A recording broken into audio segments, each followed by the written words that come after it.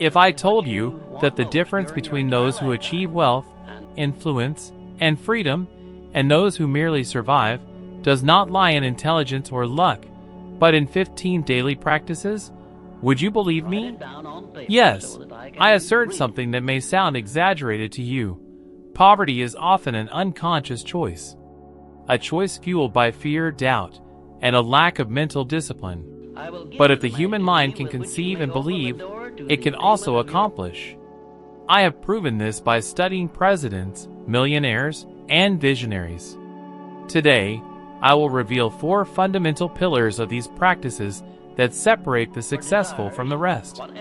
Creative faith is not a vague feeling. It is an operational force within you, as practical as brushing your teeth and as powerful as an engine that moves ships. I am not speaking of passive faith, nor of waiting idly for a miracle. I speak of faith that conceives, feels, and acts, of faith that you nourish daily and that, over time, completely redraws the map of your life. As I once said, what the human mind can conceive and believe, it can achieve. You have probably felt the grip of fear when you had to risk something, a job, an investment, or a yes to an idea. How many times did your mind whisper, "Not now, I am not capable, I am not worthy"? These voices are silent enemies of faith. They consume attention, drain energy, and ultimately shape choices. Just as studies show that financial worries consume mental resources and impair daily reasoning. This is not just philosophy. When the mind is trapped by scarcity, simple decisions become mountains. So how do you turn this into practice, now, today, so that faith is more than just a word and begins to produce results? First, reprogram your thinking. 5 minutes in the morning. Close your eyes and vividly see what you intend to create, not vague images, but complete scenes. The chair you sit in, the conversation, the number on your statement, the smile of your loved ones, the sound of your door when you return home. Visualize with emotion. Emotion is the catalyst that links thought to action. Neuroscience and performance psychology show that mental practice, cognitive rehearsal, improves real execution when paired with action. In other words, imagining intensely prepares your brain and emotions to act. Speak with faith. Replace defeatist phrases with statements full of emotion and conviction. Instead of saying, "One day I will," say, "I am doing X, and this brings me closer to Y." Say it aloud, write it down, repeat it. Words shape behavior. Affirmations are not magic if used mechanically. They become foundations when fueled by feeling and followed by small daily acts. Gratitude research also gives us a practical tool here. Cultivating gratitude shifts the brain's focus from lack to abundance, and people who systematically practice gratitude experience greater well-being and better decision-making. This is not mysticism. It is empirical observation. Aligned action. Faith without works is like a plant that is never watered. Start with micro-commitments that you will actually do. 15 minutes a day studying a subject that will increase your income. 1 call per week to a potential client. Write down your 3 daily priorities and execute at least 1 before lunch. Use the implemented intention technique. Turn vague desires into concrete plans. If X happens, I will do Y. This reduces procrastination and converts intention into habit.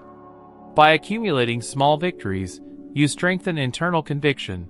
Bandura called this self-efficacy. Believing you are capable of producing results changes how persistently you face obstacles.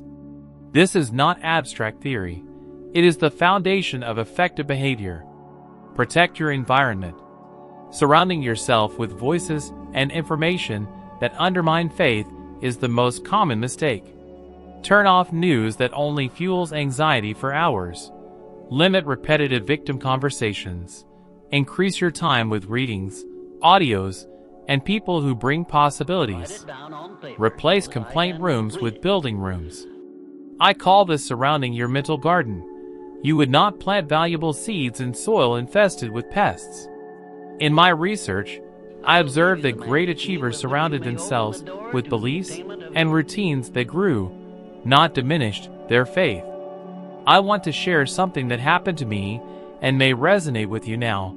There was a period when I was ridiculed, disbelieved, and practically pushed into poverty. It was easy to convince myself that I was unworthy, that my ideas were foolish. But every night, in that darkness, I repeated small affirmations. I wrote down 5 things I was grateful for and visualized, in detail, a scene of victory that did not yet exist. Those nights were painful. I often cried. But each morning, I rose with renewed capacity to act.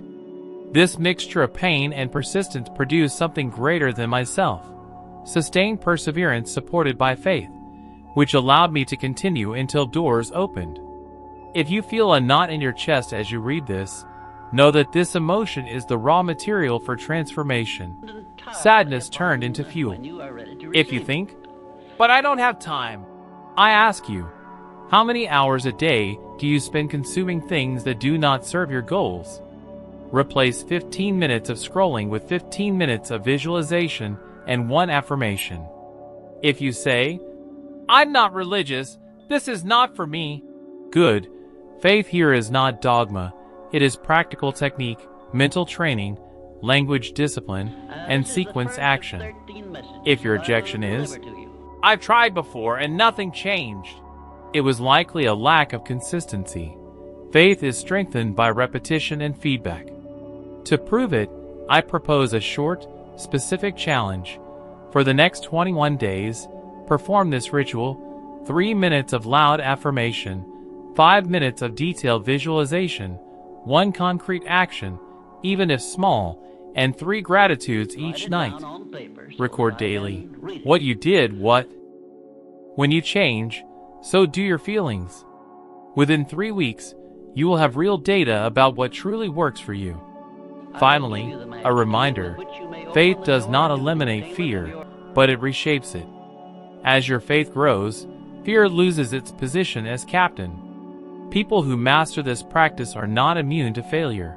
They simply learn faster, rise with greater conviction, and turn mistakes into foundations. If you want an immediate roadmap, first, a morning visualization filled with emotion. Second, a powerful declaration of faith. Third, small measurable daily actions.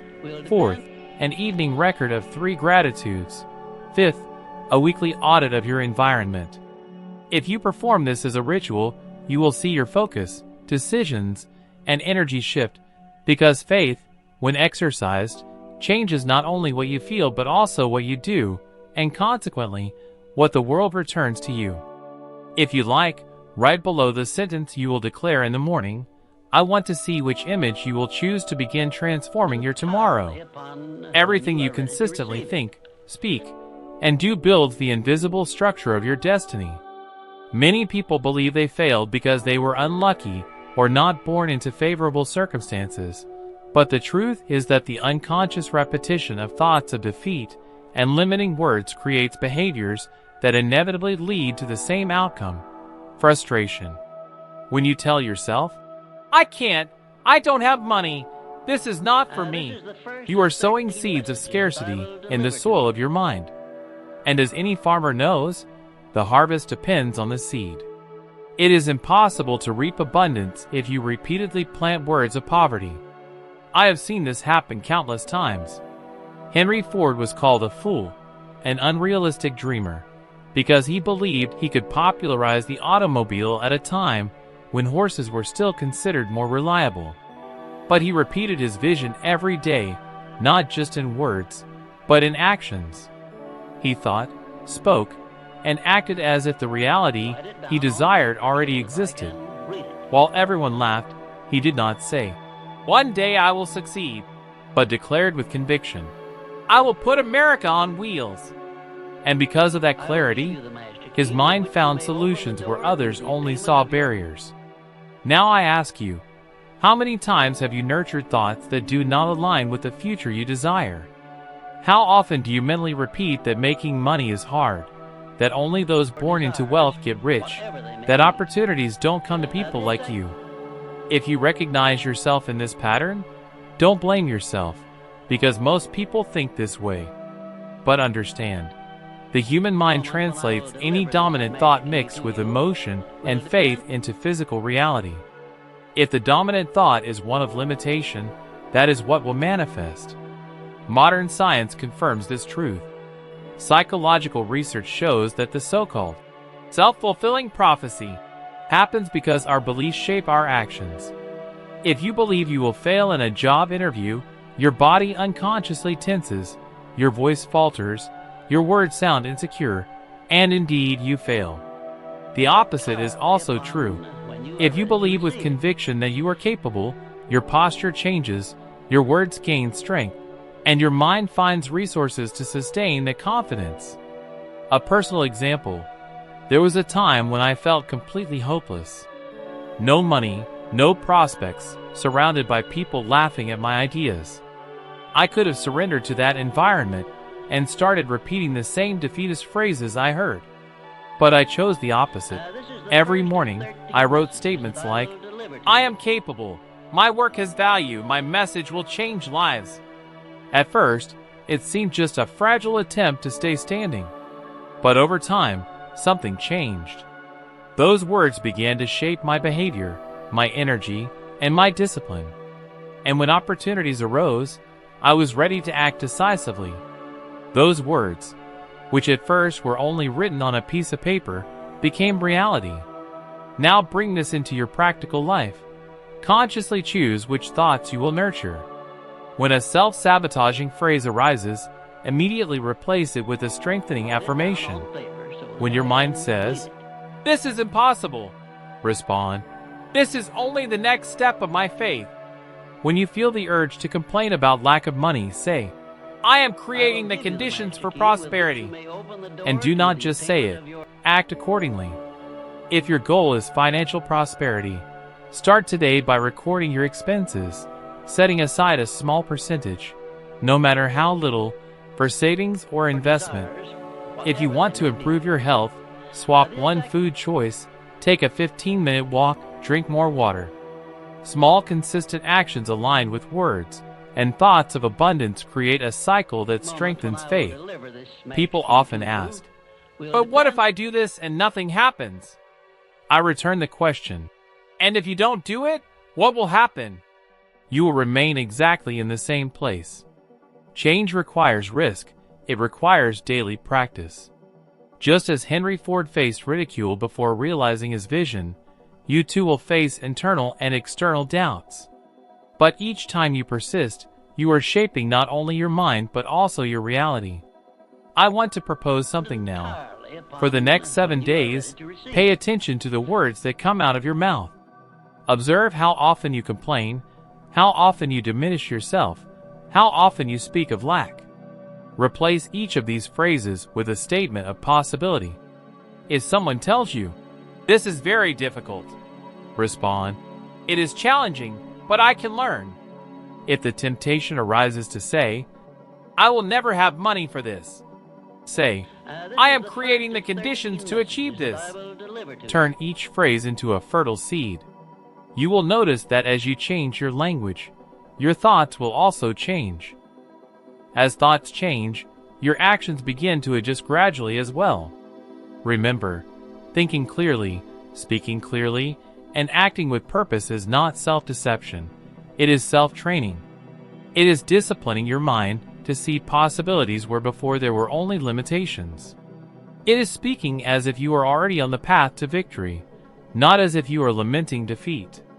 When this triad, thought, word, and action, aligns, life ceases to be a matter of chance and becomes the expression of your creative, moving faith. Fear, doubt, and procrastination are silent thieves, and I have seen them reap entire destinies. This is not poetry, it is observation. Fear erodes decision-making. Doubt makes you hesitate at critical moments. Procrastination turns intention into regret. How many opportunities have been lost because someone, perhaps even you, chose to wait for the right moment? How often has perfectionism become an excuse not to start? I assure you, Most of the defeats I have witnessed in real life were not due to lack of talent, but due to lack of courage to act in time. First, understand why this happens within you. Fear steals mental resources. When we are anxious about what could go wrong, our attention fragments. What if? Thoughts occupy working memory and prevent clear thinking. Researchers call this the effect of anxiety on attentional control. Worry consumes the same energy you need to plan, decide, and execute. It is not your fault. It is biology working against your goals. Doubt acts like a crack in the foundation. It generates endless questions and delays action until conditions seem perfect, and the perfect moment never arrives. Procrastination, meanwhile, is not just laziness. It is a failure of self-regulation and self-efficacy, a tendency strongly linked to impulsivity, task avoidance, and low confidence in one's ability to complete the task. In plain words, you postpone because, at that moment, maintaining immediate emotional comfort seems more valuable than the future reward. This is human, and it is scientifically documented. Now, let's move from diagnosis to treatment, and be practical. First exercise, name the fear. Write on a sheet the complete sentence that paralyzes you. I am afraid of losing money / being judged / failing. By externalizing it, you cut the energy of fear. Next, do the worst-case scenario exercise. Describe exactly what would happen in the most plausible worst case, how much it would really cost. For example, a few $1,000s, written out in words. A few $1,000s. What steps would mitigate that cost, and what is the plan to recover? This transforms the imaginary monster into specific, solvable problems. Simple and brutally effective. Second exercise, implement concrete is / then intentions. Instead of saying, I'll start tomorrow, write, if it is 9 a.m., I will open the document and write 300 words. If I catch myself procrastinating, I will set the timer for 25 minutes and work. Research on implementation intentions shows that this type of plan automatically links the mental trigger to action, reducing procrastination and increasing execution. Use it for difficult calls, sending proposals, or starting the study you avoid. Third, break it down and conquer. Procrastination loves the enormous. It flees the immense and hides in complexity. Reduce any project to 10 to 20-minute steps you can complete today. Each micro-action is a victory that builds self-efficacy, and self-efficacy, as psychology shows, is the belief that creates persistence. Build confidence with small wins. They turn into action muscle. Fourth, arm your environment against yourself. If your enemy is distraction, make distraction inaccessible. Block apps. Leave your phone in another room. Create starting rituals. A glass of water, opening a notebook, 30 seconds of breathing that signal to your brain. Start work now. And seek external accountability. Tell someone you will submit a draft by a certain day. Social pressure, when used well, is one of the best antidotes to procrastination. Fifth, use anger wisely. I remember a moment when, because of doubt, I let an important proposal rot on my desk. I felt sharp anger at myself, anger that felt like a dagger. Instead of burying myself in shame, I converted it into energy. I set an impossible deadline, broke the task into tiny pieces, and worked until the first result appeared. Anger, transformed into action, became learning. Today, when paralyzing doubt hits me, I record it and use it as fuel for a short, focused sprint. And often the sprint gives me the clarity I thought I needed before starting. This experience cost me a mistake, but taught me a habit that saved me dozens of times afterward, transforming anger into initiative. You might now be thinking, okay, but what if I've already tried and failed? Then one thing is missing: structured feedback. Run a simple 1-week cycle. Choose a task you've been procrastinating. Record how long you avoid it. Apply the if/then intention execute a micro step, and record the result and emotion. At the end of the week, review your progress. Even small progress counts. Research shows that noticing progress, no matter how small, increases motivation and engagement. Small wins feed persistence. Do not confuse progress with perfection. Perfection is the trap that fuels procrastination. And if you like concrete examples, there are leaders who decided to act despite fear and change the world. And there are giant companies that laughed at new ideas and disappeared. When Reed Hastings knocked on Blockbuster's door, the lack of strategic action at that moment cost more than the instant laugh. It cost decades of relevance. Learning to act, early and with real mitigation options, separates those who survive from those who spend later lamenting. Finally, a practical challenge for you, 14. Antidote Days. Day 1. Choose a single important task and write down your deepest fear about it. Day 2. Envision the worst-case scenario and outline 3 measures to mitigate it. Day 3. Create 3 if/then intentions to help you start this task. From day 4 through day 14, take at least one micro step each day, lasting 10 to 20 minutes, and record what you did and the feelings that followed. At the end, review your notes. The greatest change you will notice will not be in the external world, but in your courage to begin again. Remember, fear, doubt, and procrastination are real and powerful, but they can be trained. Name them, plan clear responses, break tasks into small steps, and build small victories. Science confirms what I have observed over decades. When you reduce the mental burden of fear, turn intention into an if/then plan, and cultivate micro-actions, inertia is replaced by movement. Try the experiment, and record the first micro-step you completed. Few people understand that gratitude is more than a polite gesture or a pleasant feeling. It is one of the most powerful forces to shape the mind, strengthen faith, and open invisible pathways. Gratitude is, in fact, a spiritual and psychological lever that amplifies everything you believe in. When you give thanks before seeing the result, you are affirming to yourself and the universe, "I have already received it." This state of consciousness generates such a strong internal conviction that your thoughts, words, and actions begin to align with the reality you have declared as certain. Science has confirmed this. Studies show that practicing gratitude reduces symptoms of anxiety and depression, increases well-being, and even improves sleep quality. This is not coincidence. It is the result of the mind tuning to abundance rather than lack. However, superficial gratitude, like repeating preformed phrases, is not enough. You must feel it deeply and visualize what you have and what is on the way. A simple practice I recommend is writing down 5 reasons you are grateful each morning. Do not merely list them. Allow yourself to feel the emotion of each word. If you are grateful for your family, see their faces. If for your health, feel the energy in your body. If for an opportunity, imagine it expanding.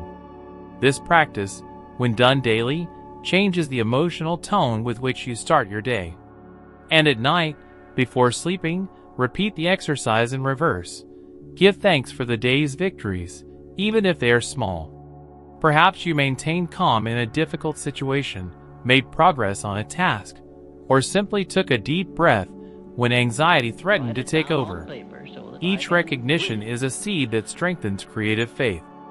Gradually, you will notice your mind no longer focuses on what is missing, but begins to see possibilities where previously there were only limitations. Another essential element is the environment you are in. You can cultivate gratitude in your heart, but if you live surrounded by negative people, defeatist conversations, and constant complaints, your faith will be drained. The environment acts like an invisible electromagnetic field, influencing your mental state without your awareness. If you spend hours listening to tragic news, associate with friends who mock your dreams, or are part of social circles that reinforce scarcity, the soil of your mind becomes overgrown with weeds. Therefore, it is your responsibility to protect this environment. I have experienced this myself. There was a period when I was constantly ridiculed for believing that ordinary people could achieve wealth through the power of mind and faith. My immediate environment seemed to conspire against my convictions. Yet, every night, I would withdraw in silence, take out a notebook, and write gratitudes for a future that had not yet manifested. I gave thanks for books not yet published, for audiences not yet present, for results that no one but me believed were possible. This practice not only kept me standing, but gave me the strength to endure ridicule and continue until my ideas finally found a place in the world. You may think, I cannot simply cut people out of my life. And I agree. It is not about abandoning everyone, but about choosing who influences your innermost thoughts. If you cannot avoid negative environments, compensate with greater doses of positive content. Read books that elevate your mind. Listen to inspiring audio. Seek communities that believe in growth. The Bible warns, bad company corrupts good morals. I add, bad company erodes faith. To make this even more practical, I propose a 21-day exercise. Every morning, write 5 gratitudes. Every evening, write 3 victories of the day. Simultaneously, audit your environment. Note which people, content, and places strengthen your faith and which weaken it. Increase exposure to the former and, as much as possible, reduce exposure to the latter. At the end of 3 weeks, compare your records. You will notice not only changes in your mood, but also new ideas, new connections, and even opportunities that seem to appear out of nowhere. This is not a miracle. It is the power of gratitude combined with environmental protection. If you still doubt, look at those who have achieved great feats. Walt Disney was called a foolish dreamer, yet he remained grateful for the gift of imagination even when he had no money to pay the bills. This gratitude for the vision he carried kept his mind active until his empire of dreams became reality. On the other hand, how many talented individuals have you seen wither away before realizing their true potential, surrounded by negativity and ingratitude? Gratitude is therefore more than a spiritual practice. It is a life strategy. It transforms every challenge into a step forward, every delay into preparation, every obstacle into a hidden teacher. Difficulties can turn into opportunities for growth. When paired with a conscious choice of environments that nurture faith, they become an inner fortress against opposing winds. If you wish to start today, pause for a moment right now. Look around and find 3 things you can be immediately grateful for. Perhaps your health that allows you to hear these words, perhaps access to knowledge, or simply the air you breathe. Then ask yourself, who around me is strengthening my faith, and who is draining my energy? This simple awareness is already the first step in turning your environment into an ally. Remember, the mind is like a garden. Gratitude is the flowers you plant every day, and your environment is the soil that supports them. Take care of both, and the harvest will inevitably follow. The most important point to remember is that the difference between those who achieve prosperity and those who merely survive is not by chance, but in the conscious cultivation of daily practices that strengthen the mind, faith, and action. When you understand that every thought, every word, and every choice shapes your destiny, you realize that the power has always been in your hands. I deeply thank you for walking with me this far, and I want you to know that the next video is already waiting for you on the screen. In it, you will climb another step in your journey of wisdom and become 1% better than you are now. Thank you very much for your attention and dedication. I look forward to seeing you in the next video.